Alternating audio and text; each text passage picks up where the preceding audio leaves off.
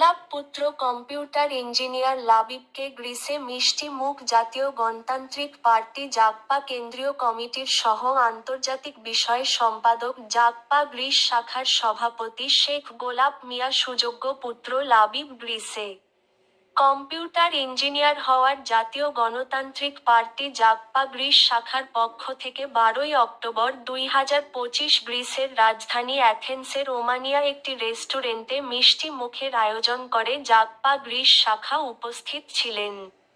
Jagpa Greece শাখার সভাপতি শেখ গোলাপ মিয়া মাওলানা উমর ফারুক জাগপা গ্রিস শাখার সাধারণ সম্পাদক মোহাম্মদ জাহির উদ্দিন গ্রিসের কিশোর অলক্স জাগপা গ্রিস শাখার প্রচার সম্পাদক আল সোহাগ মোহাম্মদ খায়রুল ইসলাম মোহাম্মদ ফরিদ মিয়া রাসেল মিয়া শেখ গোলাপ মিয়া বলেন, আমি বাবা হিসেবে গর্বিত আমার ছেলে গ্রিসে কম্পিউটার ইঞ্জিনিয়ার হয়েছে। আপনার আমার ছেলে জন্য দোয়া করেন, দেশের জন্য ভালো কিছু করতে পারে। তিনি ছেলেকে জাগপা গ্রিস শাখার নেতাকর্মী সাথে পরিচয় করে দিয়ে বলেন, আজ থেকে আমার ছেলের জাগপা গ্রিস শাখার সদস্য। আমার বিশ্বাস আমার লাবিব দলের জন্য কিছু করবে।